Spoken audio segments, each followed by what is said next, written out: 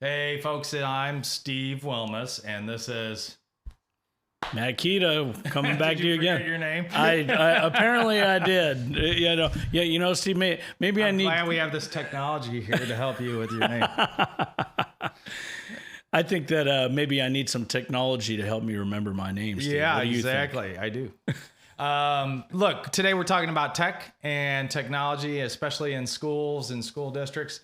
I changed my shirt and I did not. I changed my shirt.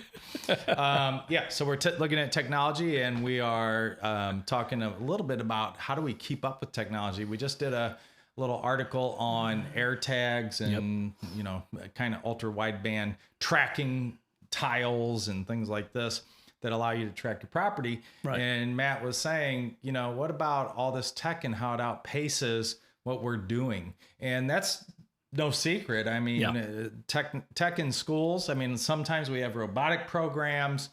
We have a lot of different things that we're doing in science that are really kind of cutting edge. Mm-hmm. But in a lot of ways, we are far behind. So I think in the educational programs, 3D printing, mapping, GPS, solar powered cars, right. These types of projects, certainly we are cutting edge on that in our educational system. And I think if you look at California, unfortunately, California probably lags some of the other states in that regard. I can remember I grew up in Missouri, and Ladue High, I remember they were building a hovercraft back when I was like in 1989, and they were floating it down the hallways and everything. I mean, it was working. So there are folks out there obviously that are ahead of the game, but you want to talk a little bit about what you were saying? Yeah. Well, the thing is that some things work at a certain pace and some things are much slower. And I think we can all agree that laws, for instance, and regulations, they lag. It takes time. People need to agree on like how you want to regulate something. And then they create a law, and then they pass it, and it gets worked in, and usually it's a few months down the road. Meanwhile, whatever triggered that law, like air tags, the RFID legislation from 12 years ago, whatever triggered that has already been in use and is possibly being abused that entire time. It could take months or years before anything is put in place. Right. So it becomes important for anybody whose job is security, whether that's IT security or personal security, tracking of products that your district uses or your agency uses. Yeah, procurement. Procurement. If you're even if we look at emergency preparedness, this last pandemic, COVID, was a real indicator when we talk about business continuity plans and things like this. Look, ghost sites, all these things that should have been in place that I was talking about when I worked for the big Fortune 500 20 years ago. We were talking about ghost sites and all this. Just having technology, use of iPads. Look at how long iPads were in place. And then when they got introduced into the educational setting or into the workplace, then we look at, I don't know how to use it. And we got to file a lawsuit against this because I haven't been trained, even though we know everybody's got a phone and an iPad at home and stuff like this. So, it brings up a lot of questions. And I think, Faraday bags, if you go back to Faraday, I think, was writing about this in the late 1800s about, how these signals are blocked and transmitted. I was going to, there it is. I was going to show everyone this. This is a little Faraday bag. This is something like Dave Chappelle uses, right? Mm-hmm. And when you go to his concert, you slip your phone in here. Well, nobody really knows what's inside this. So we're going to do a little cutting today to find out. But understanding that this is a Faraday bag, it blocks all signals. Something like this, if you did find, you could have a few of these lying around. If you did happen to find an air tag, you could drop it in a Faraday bag like this so it won't transmit its signal.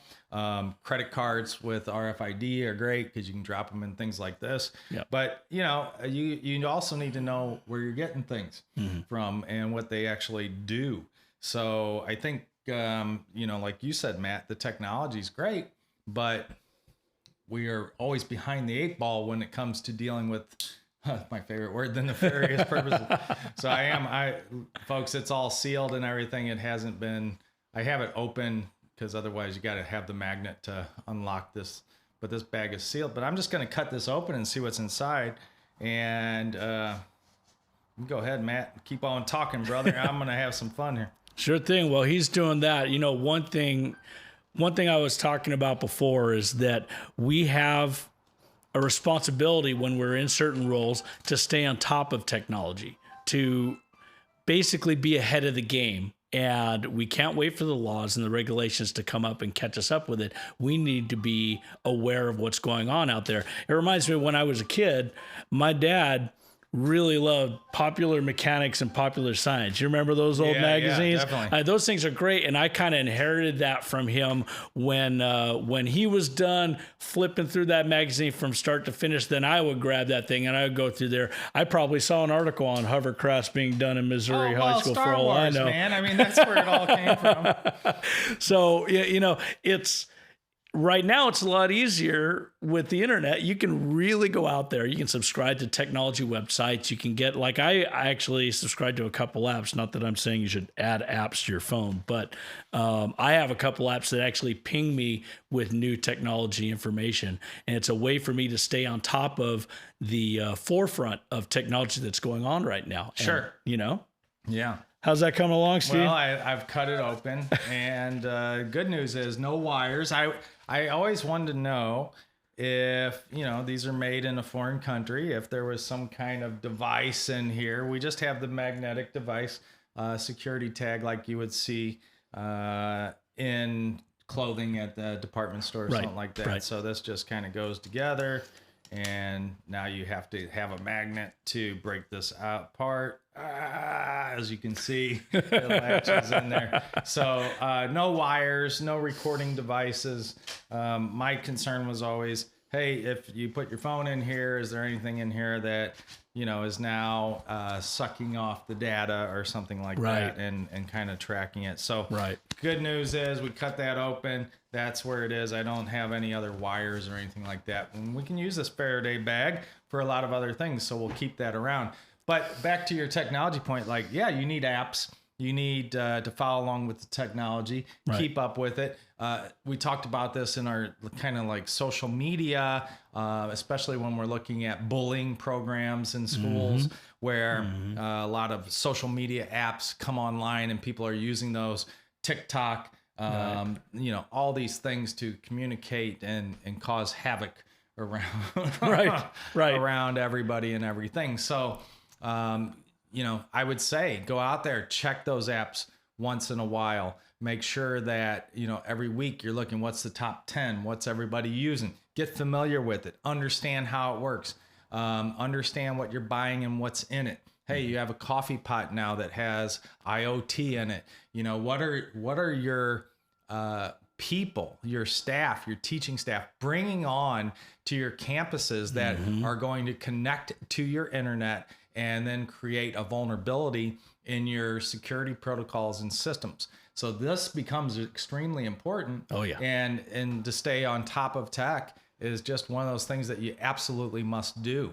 So, cybersecurity audits, you have to do those on a routine basis. It used to be once every 3 years, but I can remember being in 5th grade and our English teacher saying, hey, you know what? In the future is here, man. Future. He said, you will buy a phone. This was before cell phones. You will be able to buy a phone or a computer. And by the time you walk out the door after buying it, it will be obsolete. And that is here. Yes. Now. Right? Yes, it is. As soon as you buy a computer, you get home, it's like, oh my goodness, they just released a faster chip, a faster memory, a faster graphic processor. It just happens just like that. So you really have to understand what's available and things like this. Yep, 100%. Yeah, I get a new phone now, Steve, and I swear the next You model. haven't got a new phone. When I do get a new phone, Don't listen to him. Don't even start on the phone, man. oh come Did on! I give you a new phone? You did give me a new phone. Have you used it? I have not used it. Okay. I like my phone. See? You got to practice what you preach, brother. All right. Well, anyway. Yeah, stay on top of it. And I think it's important to understand. And I think the Apple AirTag kind of, and those ultra wideband, I keep saying Apple, they're not the only one. I'm not trying to bash on Apple. I have their products. I do like their products. But it's common. Yeah, it's I mean, common. It's Apple common. is a lot of people we're talking to. A lot of the hype. Yeah. And again, they're probably the best position also to combat it, and probably their mindset is one that will combat it the best. Right. You know, the others just don't have the market share. They don't have the funding and stuff like that to do it as well. So, you know, that's just something that we have to be aware of and be mindful of. But we keep throwing that out as an example because it's easily recognizable.